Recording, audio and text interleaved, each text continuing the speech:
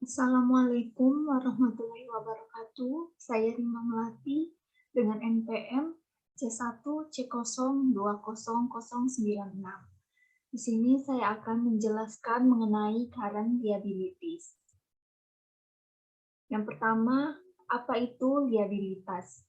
Liabilitas adalah kewajiban saat ini jika perusahaan melaporkan dalam laporan posisi keuangannya ada liabilitas atau utang, maka liabilitas atau utang yang dilaporkan adalah sebesar utangnya saat ini. Maka definisi atau karakteristik liabilitas adalah yang pertama, kewajiban saat ini. Yang kedua, yang timbul atau muncul karena transaksi masa lalu. Yang ketiga, akan diselesaikan di masa yang akan datang dengan cara mengeluarkan cash, menyerahkan aset lain selain cash, dan menciptakan kewajiban yang baru.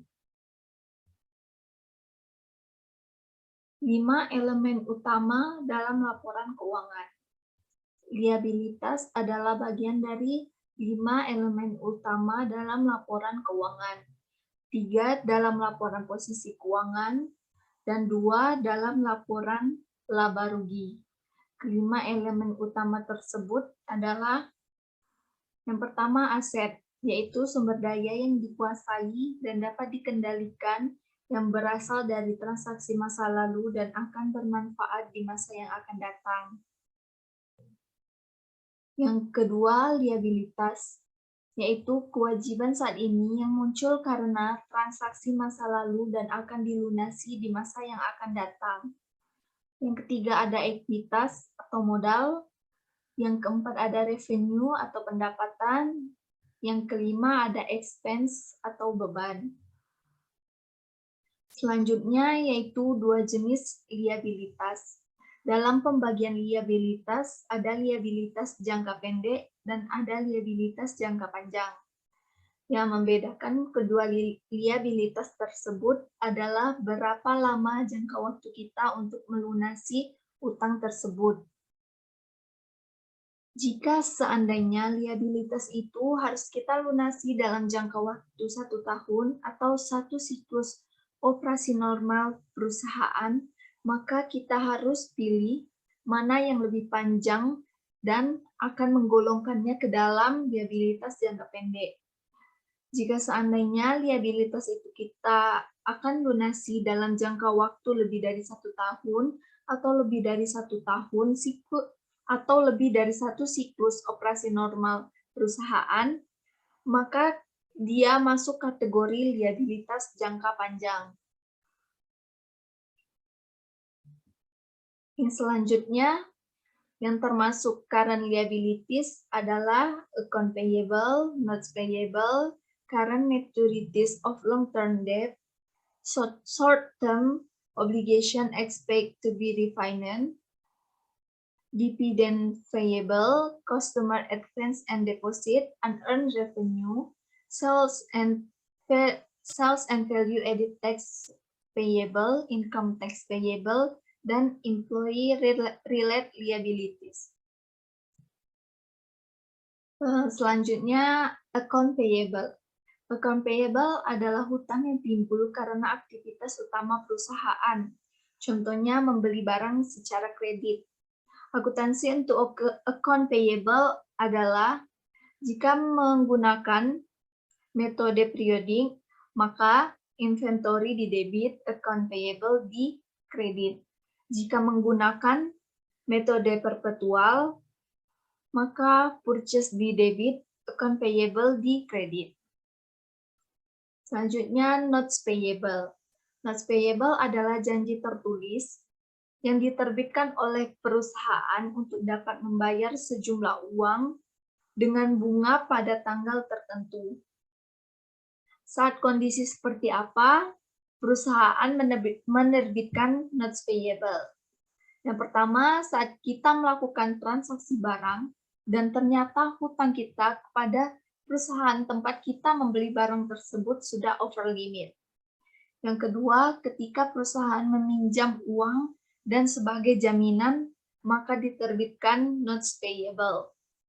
Yang ketiga, biasanya saat utang kita jatuh tempo, kita harus melunasinya.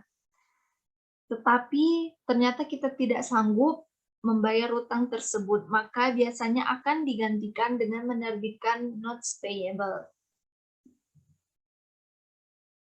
Selanjutnya, notes payable ada kemungkinan diklasifikasikan sebagai liabilitas jangka pendek atau liabilitas jangka panjang, tergantung jangka waktu wesel itu berapa lama.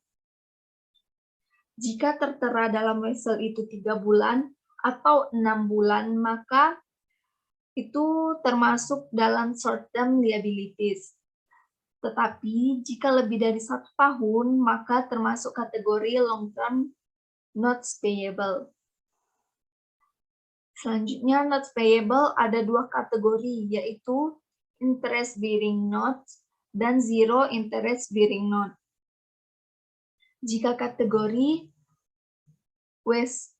wesel kategori interest bearing note, maka dalam dokumen wesel tersebut tertera beberapa persentase tingkat bunganya. Jika dalam wesel tidak menyebutkan persentase bunga, bukan berarti tidak ada bunganya, tetapi tidak disebutkan berapa persentase tingkat bunganya. Maka wesel tersebut termasuk kategori zero interest bearing note. Selanjutnya, current maturities of long-term debt. Current maturities of long-term debt adalah bagian dari hutang jangka panjang yang akan jatuh tempo segera. Dulu, dia adalah liabilitas jangka panjang. Seiring berjalan waktu, saat akan jatuh tempo, maka akan tergolong ke liabilitas jangka pendek. Maka pengakuan secara akuntansinya hanya direklasifikasi. Apakah current maturities of long-term debt ini semuanya adalah sebagai liabilitas jangka panjang? Maka di situ ada exclude, pengecualian, yang memenuhi 3 kategori berikut, maka masih tergolong liabilitas jangka panjang. Yang pertama akan dilunasi dengan akumulasi aset yang kategorinya bukan sebagai current asset. Yang kedua akan di-refinance atau dilunasi dengan menerima suatu hutang baru. Yang ketiga akan dikonversikan menjadi saham biasa. Lalu short-term obligation expect to be refinanced, yaitu liabilitas jangka pendek yang diperkirakan akan di-refinance atau didanai kembali. Sebenarnya sudah menjadi liabilitas jangka pendek, tapi ada pengecualian. Misalnya dia akan didanai atau dibayar dengan akumulasi dana yang berasal dari hutang aset lancar. Maka dia tidak menjadi liabilitas jangka pendek, walaupun di situ disebutkan short-term liability obligation. Selanjutnya ada dividend payable. Dividen payable atau hutang dividen adalah bagian laba yang diperoleh perusahaan yang didistribusikan atau dibagikan kepada pemegang saham. Dividen diperoleh dari saldo laba. Jurnal untuk menerbitkan dividen, yaitu jika versi financial accounting, maka dividen di debit, dividen payable di kredit. Jika versi intermediate accounting, return earning di debit, dividen payable di kredit. Selanjutnya terdapat 3 tanggal penting dalam kaitannya pembayaran dividen. Yang pertama, tanggal pengumuman mengakui munculnya dividen payable. Yang kedua, tanggal pencatatan. Di tanggal pencatatan ini justru tidak ada jurnal karena sebenarnya hanya pencatatan secara administrasi, yaitu mendata siapa saja pemegang saham yang berhak mendapatkan dividen. Yang ketiga, tanggal pembayaran atau tanggal pelunasan dividen. Untuk jurnalnya, dividen payable di debit dan cash di kredit. Lalu ada unearned revenue Unearned revenue atau pendapatan diterima di muka adalah hutang yang dimiliki perusahaan atas jasa yang belum diserahkan atau barang yang belum diserahkan. Jurnal saat menerima cash atau uang, yaitu cash di debit, unearned revenue di kredit.